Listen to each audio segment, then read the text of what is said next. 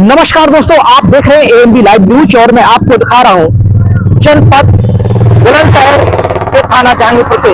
दोस्तों, जैसा कि आज बहुत ही सुंदर दिन है, जैसा कि आज आदरणीय सरदार वल्लभ भाई पटेल जी का 150वां जन्म दिवस मना रहे हैं और आज उनके उपलक्ष्य में रन फॉर यूनिटी प्रोग्राम थाना जहांगीरपुर व RPS public school serial Jahangirpur के संयुक्त टीम के साथ यह प्रोग्राम मनाया जा रहा है। जैसा कि थाना जहांगीरपुर के इंचार्ज महोदय सहित उनकी समस्त टीम और आरपीएस पब्लिक स्कूल के छात्र व समस्त स्टाफ ने आज यह सुंदर प्रोग्राम मनाया। दोस्तों, सभी ने देश की एकता और अखंडता के लिए यह रेस लगाई। तो दोस्तों, देखते रहें, बने रहें आप हमारे चैनल एएनबी लाइव न्यूज के साथ। मैं आपका दोस्त भानुप्रकाश शर्मा, सहयोगी हेमंत शर्मा जी के साथ।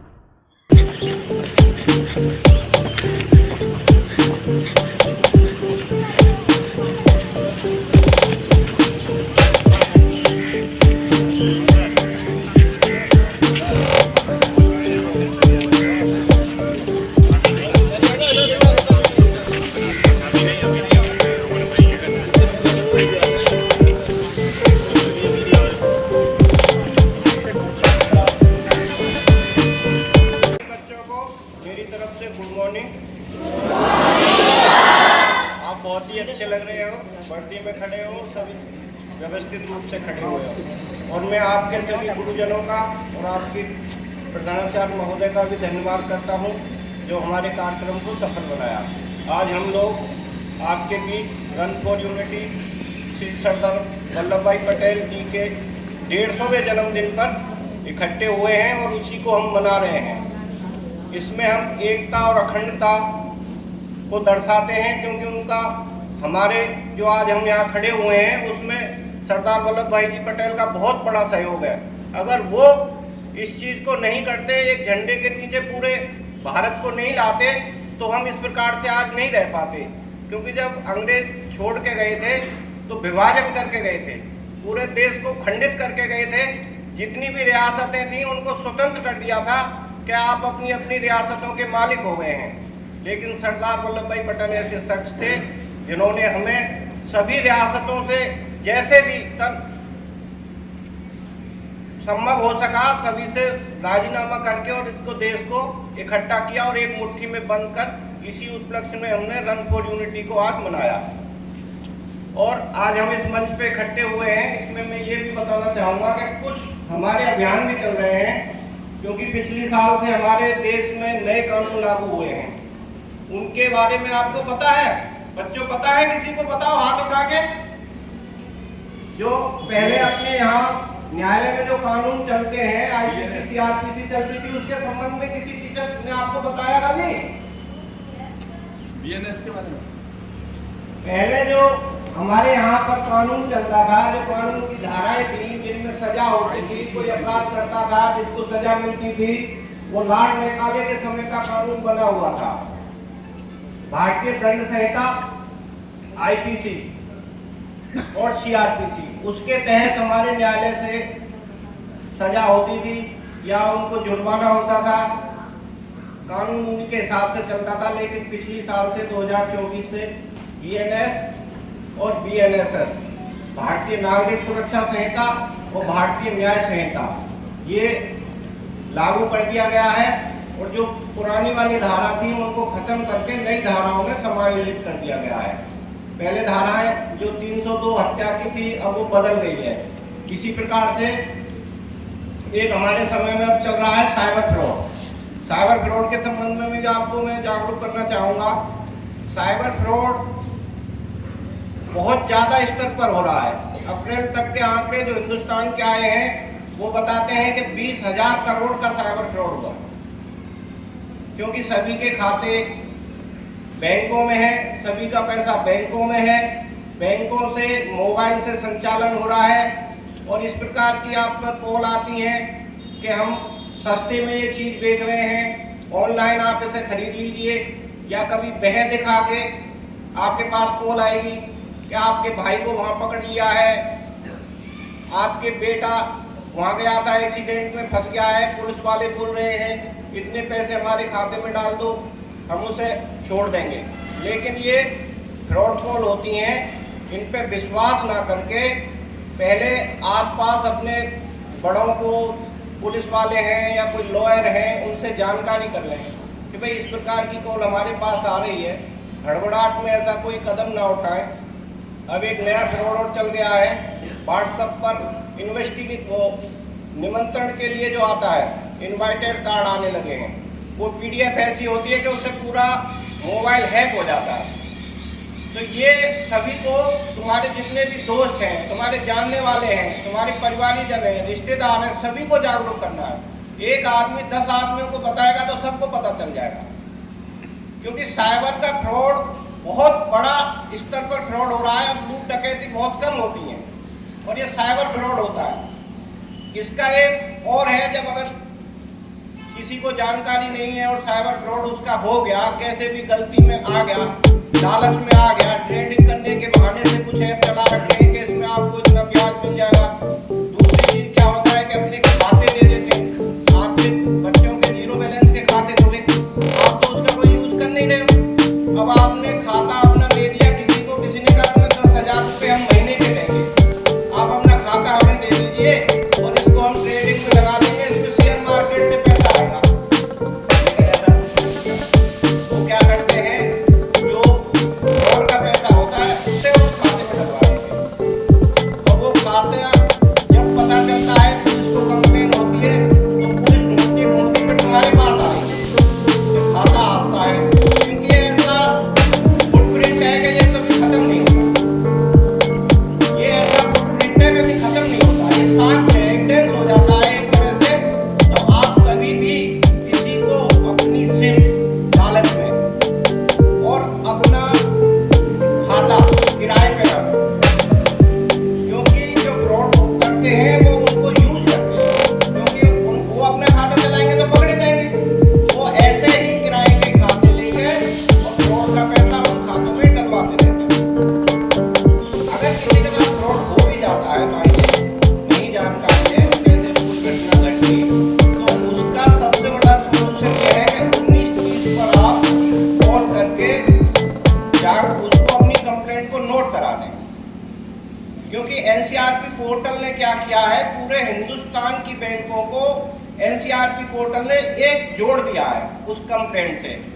और जैसे ही 1930 पे कंप्लेंट आएगी, जो आपका पैसा किसी भी खाते में गया है वो खाते में लीन हो जाएगा, वो उस खाते में रुकेगा, वो आगे नहीं बढ़ेगा, उस खाते से निकलेगा नहीं। और वो कंप्लेंट जो आपका खाते में नंबर रजिस्टर्ड है उस नंबर से ही होगी, या किसी साइबर कैफे से होगी, या पुलिस थाने में भी जाके वहां बता सकते हैं कि हमारे साथ। पर ये करानी 24 घंटे के अंदर है, 24 घंटे के अंदर तो करानी है ये, और जितनी जल्दी हो सके उतना अच्छा है। आप सभी को मैं फिर से धन्यवाद देना चाहता हूँ, सभी स्टाफ को और बच्चों को। थैंक यू, धन्यवाद। नमस्कार जी, मैं principal RPS public school Siriyal Bulandshahr, मेरा नाम पुष्पलता तोमर है। आज हमारे स्कूल में थाना अध्यक्ष के साथ रन फॉर यूनिटी मनाया, जिसमें कि हमारे बच्चों ने भी भाग लिया। आज देश सरदार वल्लभ भाई पटेल की 150वीं जयंती मना रहा है और उनके कामों को भी याद किया गया। मैम आज हैं आर्यन केसरी, तो उनके लिए क्या कुछ कहना है आपका? पड़ोसी गांव सहारनपुर के हैं वो जी, और वो हिंद केसरी हैं। उन्होंने अभी कुछ दिन पहले रामगढ़ी में जो दंगल हुआ था उसमें उन्होंने उसको जीता, 5,51,000 की कुश्ती जीती थी। तो मैम रन फॉर यूनिटी के बारे में और क्या कुछ कहेंगे आप? ये इसको तो सभी जानते हैं कि सरदार वल्लभ भाई पटेल ने जब देश आजाद हुआ तो अंग्रेजों ने देश को विभिन्न खंडों में बांट दिया था। तो ऐसी कंडीशन में, ऐसी परिस्थिति में सरदार वल्लभ भाई पटेल ने अपने अथक प्रयासों से देश को एक झंडे के नीचे लाए। उसी के उपलक्ष्य में ये रन फॉर यूनिटी मनाई जाती है। देश के नागरिकों को, क्षेत्र के नागरिकों को क्या कुछ संदेश देना चाहेंगे रन फॉर यूनिटी के उपलक्ष्य में? हम सबको एक साथ ही काम करना चाहिए, एक साथ मिलकर ही काम करना चाहिए, तभी इस क्षेत्र का विकास संभव है। बहुत बहुत धन्यवाद। दोस्तों, जैसा कि हमारे साथ हैं वरिष्ठ पत्रकार महोदय आदरणीय सुरेश दिमानिया जी। जैसा कि आज रन फॉर यूनिटी पूरे भारतवर्ष में मनाया जा रहा है, सर से जानना चाहेंगे कि क्या कुछ आज हमारे क्षेत्र के लोग हैं, भारतवासी हैं, क्या कुछ जानकारी देंगे सर रन फॉर यूनिटी के बारे में? देखिए, मेरा जो मानना है, कायदे में आज का दिन बहुत महान है। भारत माँ की दो महान संतान हैं। एक सरदार वल्लभ भाई पटेल की जयंती हम मना रहे हैं, दूसरा आज ही के दिन देश की पूर्व प्रधानमंत्री इंदिरा गांधी की पुण्यतिथि भी है। दोनों में वैचारिक रूप से कोई लोग विरोध मान सकते हैं, मैं ये समझता हूं दोनों के अंदर जो दृढ़ता, संकल्प शक्ति और कूटनीति थी, वो सारी चीजें उनको विश्व पटल पे ले जाती हैं।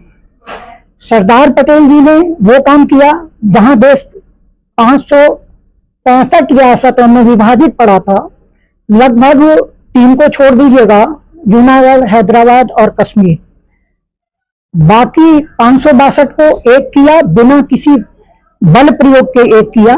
यानी उनकी जो कूटनीति थी, जिसे हम लोग बोलते हैं साम दाम दंड भेद की नीति अपना के, इसलिए सरदार वल्लभ भाई पटेल जी को देश में सारी दुनिया हमेशा याद करेगी कि उन्होंने उतना बड़ा काम किया अपनी कूटनीति से, अपनी दृढ़ शक्ति से, संकल्प शक्ति से। और वहीं इसलिए हम उनका आज नमन करते हैं, आज उनकी जयंती है। दूसरी तरफ इंदिरा गांधी, वहां मैं एक चीज और बोलता चाहता हूं, सरदार वल्लभ भाई पटेल जी को लौह पुरुष के नाम से जाना जाता है। वहीं आज देश की पूर्व प्रधानमंत्री इंदिरा गांधी, जिन्होंने 4 बड़े फैसले किए, पोखरण परमाणु परीक्षण के बाद देश को परमाणु शक्ति बना दिया। जो देश आज हमारी नाक में आज भी दिक्कत हमको पैदा कर रहा है, उस देश के 2 टुकड़े उस समय किए जब देश की कोई ताकत खास नहीं थी। अमेरिका जैसे देश हमारे विरोध में थे, लेकिन इंदिरा गांधी की कूटनीति, इंदिरा गांधी की दृढ़ क्षमता, शक्ति, उसकी उन्होंने उस देश के 2 टुकड़े किए। तीसरा, उन्होंने जिसकी वजह से उनकी जान गई, ब्लू स्टार ऑपरेशन किया, वो भी बहुत बड़ा फैसला था। तीनों फैसलों को दुनिया याद करेगी। एक फैसला उनका है जिसे याद तो सारे लोग करेंगे, पर कहीं अर्थों में वो थोड़ा ठीक नहीं था, इमरजेंसी लागू करना। क्योंकि मैं व्यक्तिगत तौर पर मानता हूं आपातकाल उन्होंने देश के लिए नहीं, अपने लिए लागू किया था। तो दोनों ही को मैं कहता हूं, अटल बिहारी वाजपेयी जी ने इंदिरा गांधी को आयरन लेडी कहा, जिसका मतलब लोह महिला होती है। तो आज वो दिन है जब हम भारत माता के 2 महान सपूतों का, 2 महान संतानों का नमन करने का अवसर हमको मिला है। आज पटेल जी की जयंती और इंदिरा गांधी जी की पुण्यतिथि दोनों एक साथ हैं। लेकिन मैं इस बात को यहाँ बोलना जरूर चाहूंगा कि शायद वैचारिक चीज तो नहीं है, लेकिन पटेल जी की वजह से मुझे नहीं पता कि उनकी पुण्यतिथि पे एक शब्द कोई क्यों नहीं बोल पाता है। बस इससे ज्यादा मुझे कहना नहीं है। दूसरी बात, रन फॉर यूनिटी का मतलब एकता के लिए दौड़ना है, तो वो तो देश को हमेशा दौड़ना चाहिए, आज ही के दिन नहीं। मतलब सारा देश दौड़ेगा एकता के लिए, तभी काम चलेगा। और आज परिस्थितियां बहुत खराब हैं। इस स्थिति में तो ये इसलिए भी महत्वपूर्ण है कि हमको इस दिन को याद ही नहीं करना है, बल्कि कोशिश करनी चाहिए, हमारा प्रयास होना चाहिए कि हम एकता के लिए काम करें। दौड़ने से मतलब चलना है, काम करना है। धन्यवाद सर। जैसा कि आदरणीय सरदार वल्लभ भाई पटेल जी को लोह पुरुष बोला गया, माना जाता है, आखिर यह शब्द किस लिए और क्यों दिया गया लोह पुरुष? इसलिए कि वो कायदे में अपने निर्णयों पर अटल रहते थे। ठीक, मतलब फैसला करने से उनको आपने वापस होते नहीं देखा होगा। यही एक वजह है कि वो अपने निर्णय पर दृढ़ रहते थे, और लोहा हमेशा बहुत मजबूत होता है। इसलिए लोह पुरुष एक तरह से उनका विश्लेषण में आता है, उनके लिए लोग विशेषण के रूप में प्रयोग करते हैं। और यही वजह है कि अटल बिहारी जैसे व्यक्ति ने, जो राजनीतिक रूप से इंदिरा गांधी जी के खिलाफ थे, पार्टियां दोनों अलग अलग थी, उन्होंने इंदिरा जी को दुर्गा कहा।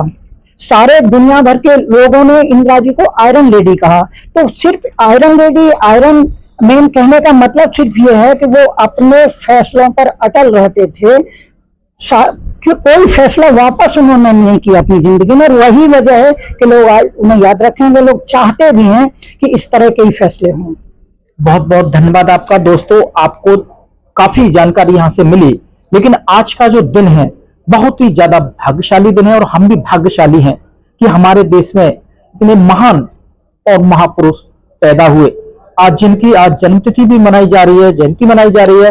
और आज जैसा कि सर ने बताया कि आज एक लोहे लेडी इंदिरा गांधी जी की भी आज पुण्यतिथि मनाई जा रही है, लेकिन उस पुण्यतिथि पर इतना प्रकाश हमको नहीं नजर आ रहा है कि जितना आदरणीय सरदार वल्लभ भाई जी की जो जयंती मनाई जा रही है। और आज रन फॉर यूनिटी पूरे भारतवर्ष में पुलिस के साथ मनाया जा रहा है। तो हर व्यक्ति को देश की एकता और अखंडता के लिए दौड़ना चाहिए, निरंतर चलता रहना चाहिए, क्योंकि देश है तो हम हैं। तो दोस्तों, आप देख रहे थे एएमबी लाइव न्यूज में आपका दोस्त भानु प्रकाश शर्मा, सहयोगी हेमंत शर्मा जी के साथ।